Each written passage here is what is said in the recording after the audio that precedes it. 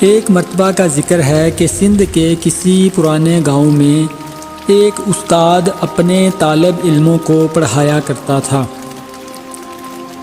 استاد جس اسکول کی عمارت میں پڑھایا کرتا وہ بڑی خستہ حال تھی اور کمرے بھی ٹوٹ پھوٹ کا شکار تھے، اور استاد کی تنخواہ بھی اتنی تھی کہ جس میں بمشکل اس کا گزارا ہوا کرتا تھا۔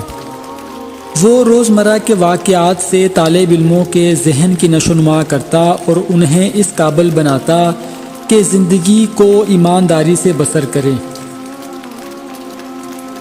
ایک دن استاد نے طالب علموں کو اکٹھا کیا اور کہنے لگا، اسٹوڈنٹس، آپ جانتے ہیں کہ میں نے ساری عمر اس اسکول میں پڑھانے میں لگا دی ہے۔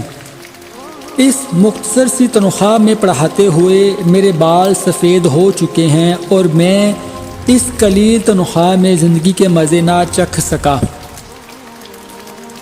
لہٰذا تم لوگ شہر جاؤ، وہاں لوگ پیسے کو پانی کی طرح بہاتے ہیں، فضول رسومات میں پیسے کو ضائع کرتے ہیں۔ اس کے ساتھ ساتھ وہ لوگ سخی بھی بہت ہیں، دل کھول کر سخاوت کرتے ہیں۔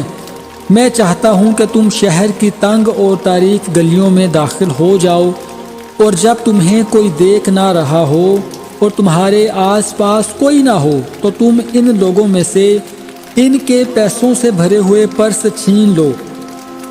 استاد کی یہ بات سن کر سبھی طالب علم حیران ہو گئے۔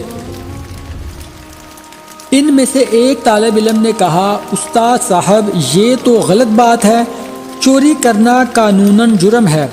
استاد نے کہا، کیا تم چاہتے ہو کہ میں اپنی ساری زندگی ایسے ہی غریبی میں گزار دوں؟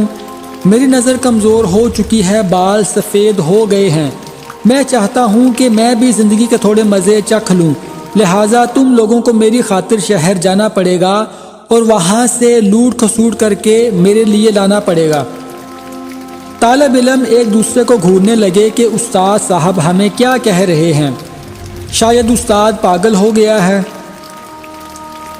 بالآخر استاد صاحب کی بات کو مانتے ہوئے طالب علموں نے شہر کا رخ کیا۔ جانے سے پہلے استاد صاحب نے پھر کہا کہ یاد رہے، تم لوگ اس وقت چوری کرنا جب تمہیں کوئی دیکھ نہ رہا ہو، تاریک گلی میں صرف تم اور وہ شخص موجود ہو جس کی تم چوری کرنے لگو۔ سبھی طالب علم اس پرانے سے گاؤں سے روانہ ہو گئے۔ جب استاد صاحب واپس کلاس کو مڑے تو دیکھا کہ ایک طالب علم کلاس کے ایک کونے میں بیٹھا ہوا ہے۔ استاد صاحب نے پوچھا، بیٹا تم کیوں نہیں گئے؟ کیا تمہیں میری پرواہ نہیں ہے؟ کیا تم چاہتے ہو کہ میں ساری زندگی ایسے ہی گزار دوں؟ طالب علم نے بڑے معصومانہ لہجے میں کہا کہ استاد صاحب، آپ نے کہا تھا کہ چوری اس وقت کرنا جب تمہیں کوئی دیکھ نہ رہا ہو، جبکہ ہمیں ہر وقت اللہ دیکھ رہا ہوتا ہے۔ اس روئے زمین پر کوئی ایسی جگہ نہیں ہے جو اللہ سے چھپی ہوئی ہو۔ استاد صاحب نے طالب علم کی بات کو سن کر اسے شاباش دی اور بولا کہ یہی میرا لیسن تھا، میں یہی بات آپ لوگوں کو بتانا چاہتا تھا، لیکن اس بات کو صرف تم سمجھ سکے ہو۔ اب ایسا کرو کہ جلدی سے پہلے ان طالب علموں کو بلا لاؤ جو شہر کی طرف گئے ہیں، ایسا نہ ہو کہ وہ چوری کر لیں اور ہمارا اسکول کسی مصیبت میں نہ پڑ جائے۔ لہٰذا وہ طالب علم بھاگا اور سبھی اسٹوڈنٹس کو واپس بلا لایا۔ استاد صاحب نے بڑے ہی دانا لہجے میں سبھی طالب علموں سے مخاطب ہو کر فرمایا، دراصل اگر ہم یہ تصور کر لیں کہ اللہ ہمیں ہر وقت دیکھ رہا ہے تو ہم کافی سارے گناہوں سے بچ سکتے ہیں۔ ایک روایت میں آتا ہے کہ اے بندے، یہ تصور پیدا کر کہ تم اللہ کو دیکھ رہے ہو، اور اگر تم اللہ کو دیکھ نہیں رہے تو وہ تو تمہیں دیکھ ہی رہا ہے۔